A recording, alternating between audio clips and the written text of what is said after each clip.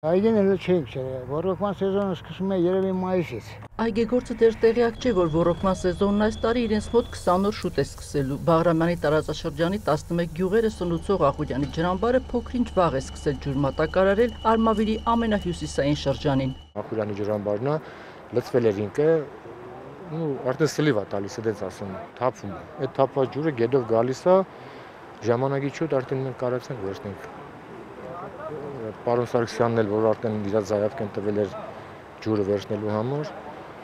կարողացանք ջուրը բերենք տանք իրեն։ Սարգսյանը Շենիկ ջրօգտագործողների ընկերության ղեկավարն է, իմացել է, որ ջրամբարը լցվել թափվում է։ Պահն օգտագործել է դիմել ջուրն իրենց փոքրինչ շուտ մատակարարելու խնդրանքով։ Ջրառընկերությունը չի մերժել։ Տղամարդկանց այս խումբը առավոտից էր սպասում ջրի ճամփին։ Քունը տեսնելուն պես շնորհավորեցին միմյանց։ Հասցրեցինք իմանալով հանդերձ, հասցրեցինք բոլոր աշխատանքները հնարավորինս արագացված ձևով ավարտել, որպեսզի ջուր ընդունենք։ Հետո այս ջուրը ափսոսը, ցելոֆա ջուր է, ինչի թողենք գնա լսվի արաքսով գնա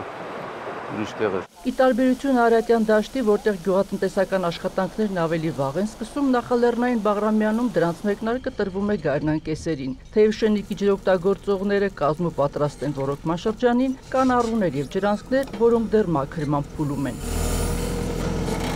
Այս սելավատարը սելավները գալիս, ինչ աղբսես բերում լցում ադեղել ամեն տարի։ Ամեն տարի մի անգամ, երկու անգամ մաքրում են։ Անմատչելի հատվածներում, որտեղ տեխնիկան դժվարանում է, քարերը հեռացնում են ձեռքով, բայց միևնույն է, ջուրն ամբողջ ծավալով այգիներին չի հասնում, որովհետև հողային առուները ներծծում են դրա զգալի մասը։ Ցանցագործությունը, եթե մենք թույլ տանք ջրի կորուստները մեծանա, որովհետև այստեղ հիմնականում մեր միակ ջրաղբյուրը մեծ մասամբ Ախուրյանի ջրամբարն է,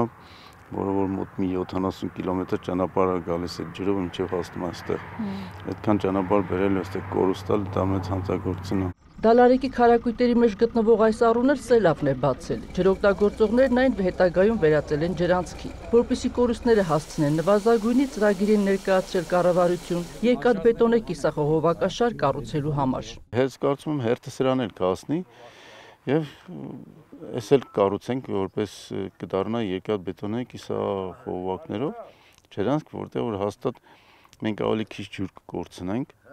եւ ավելի մեծ քանակով հողեր կարող ենք ոռոգել։ Ֆերմեր Սևադայի 10 հեկտար այգին ջրանցքի հարևանությամբ է, ինքն էլ է մասնակցում մաքրման աշխատանքներին, անհամբեր սպասում է ջրին։ Ոռոգման խնդիր չունի, նույնիսկ պատրաստ է մշակաբույսերի տեսականին հարստացնել, միայն թե վաճառքի դժվարություն չունենա։ Նեղվում է, որ գնորդներն իր այգի չեն գալիս դաշտամիջյան վատ ճանապարհի պատճառով։ Ասֆալտին մոտիկ դաշտերից շուտը բարձրում առնում տանում են, մեր դաշտեր չեն, ասում են մինչև ձեր դաշտերցին անենք դուս արդեն փջանում է։ Ինչպես Սևադայի այգին, այնպես էլ Բաղրամյանի բազմաթիվ այգիներ հիմնվել են գերնորմատիվային հողերի վրա, այսինքն ջրի գրեթե կրկնակի չափաբաժին են պահանջում։ Եթե ոռոգման համակարգը արդիականացվի եւ ջրի կորուստները հասցվեն նվազագույնի, ֆերմերի կարծիքով կկարողանան հագեցնել հողի ծարավը։ Հայկ Շաստանյան, Հայկ Պետրոսյան, լուրեր։